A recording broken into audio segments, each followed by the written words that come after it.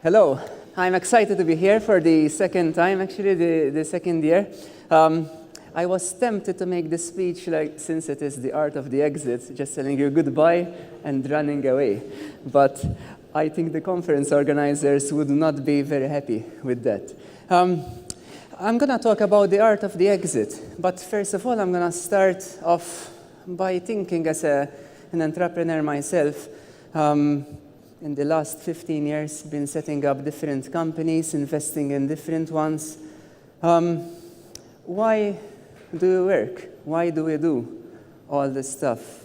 Why do we go through the hassle of creating a startup, working long hours, and what for? At the end, it is for not just for the money.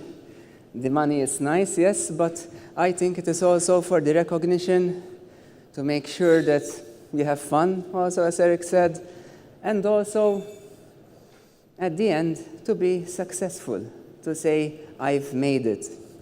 And something that a lot of entrepreneurs do not think about is that I've made it moment really comes to fore at the time of your exit.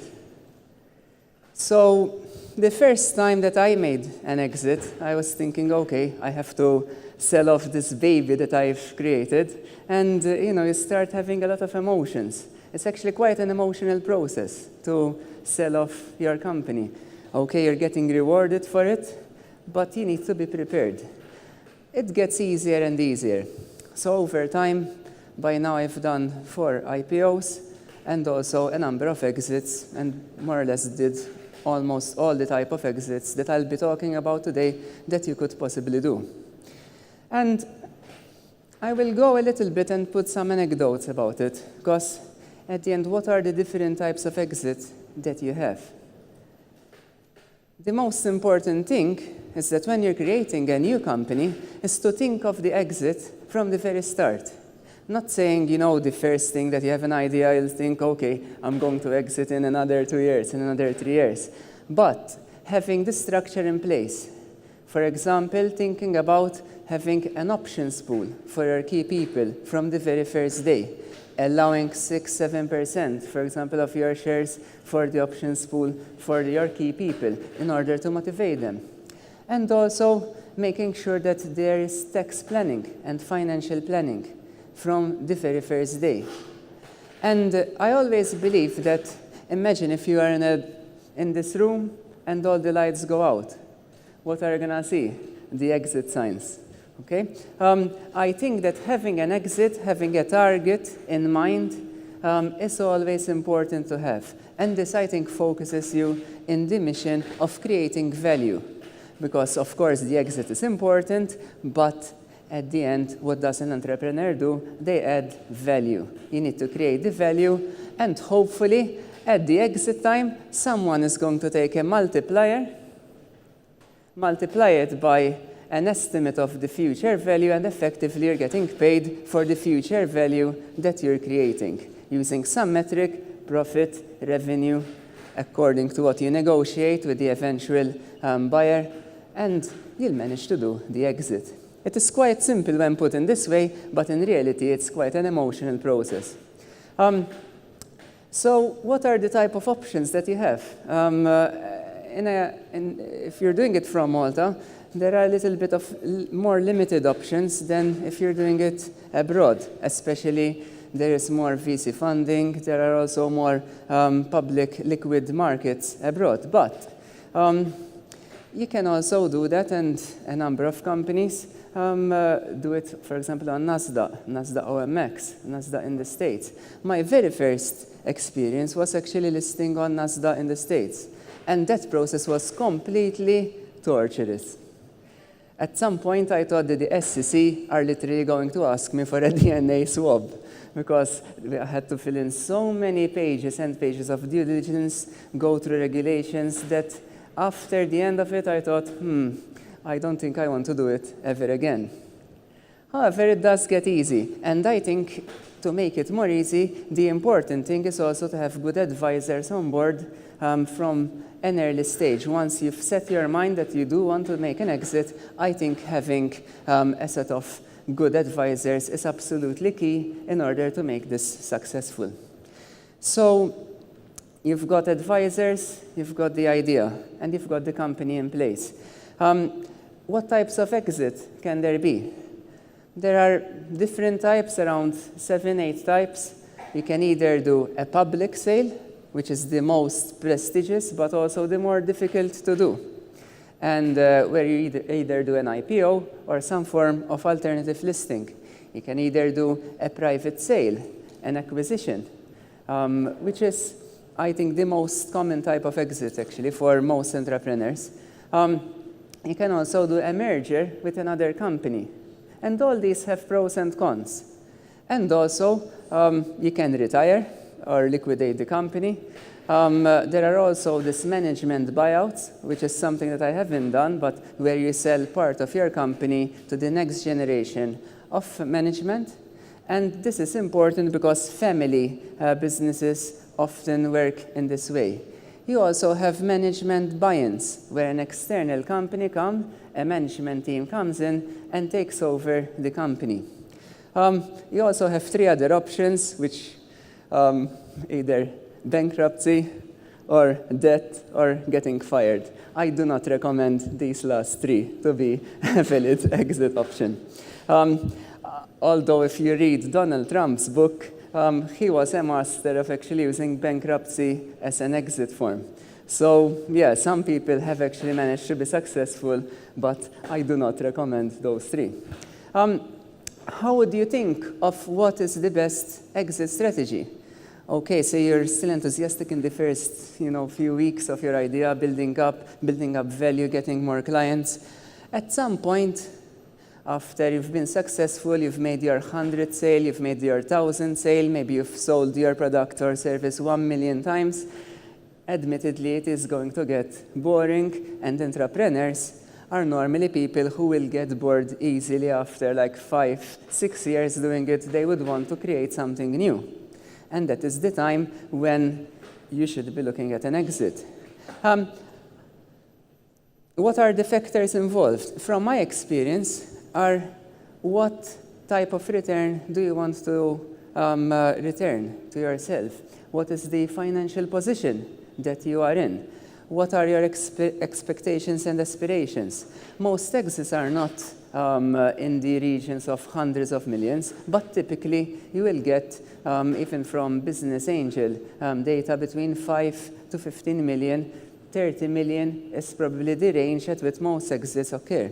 And another factor is also whether you want to remain in control of the company or not.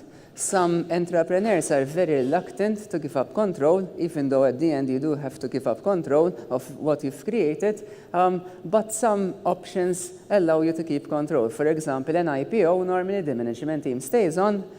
If you have an acquisition, normally the management team, the buyer will kick out part or all of the management team.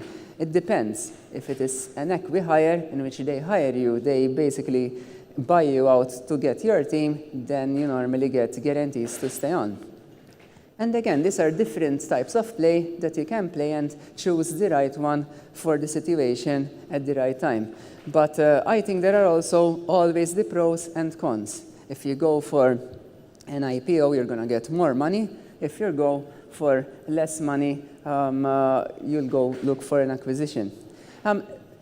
This can be a very time-consuming process. At some point, when I sold off a transportation company, which eventually ended up listed on the Oslo Stock Exchange, I was spending a lot of time going through data rooms, going through legal due diligence processes, wasting quite a lot of time and not actually focusing on the business itself. So this can be quite a hazard if you don't look at that while you are doing it. And this is the importance of getting advice in advance. At some point, we were using this data room for due diligence called Ansarada, and I was spending more time talking to this Australian customer support, on how to put documents in what area on due diligence than actually, the normal day-to-day. And that's when I thought, okay, hang on, if I'm spending more time talking about due diligence with some Australian person, I'd better focus on the value bit and on closing this off. And there is a risk, in fact, if an acquisition takes too long to do, you may end up focusing too much on the detail and also making your company unattractive to others. If you've specialized your product so much to make it maybe attractive to a particular potential buyer, you do run the risk of making yourself unattractive and closing yourself off to other different options. So again, my advice is to allow this openness to happen. A nice anecdote, actually. I used to live in England for around 7 years, and we had this Gardner who used to come and have this strong tea in our kitchen. And I was doing my PhD back then, and we had a very interesting conversation in which he was telling me, okay, how many years are you spending in setting up your new company? Okay, 3 years, 4 years. How much money are you losing in order to set it up? Okay, and he was working it quite easily, actually telling him the cost of the opportunity, the lost opportunity of actually setting this up, because again, 45% of startups can actually fail. And this set me thinking a lot, the Gardner logic in my mind, I call it, that for some entrepreneurs who may not want to risk it that much, it may also be an option that a form of exit is to have a lifestyle business. So, for example, with Catena Media, who deal with affiliates, some companies there are lifestyle companies. You find many small companies, maybe like 1-2 people maximum, who earn enough money. They structure it. You need to structure it in that case in a way that you can generate cash and extract cash regularly.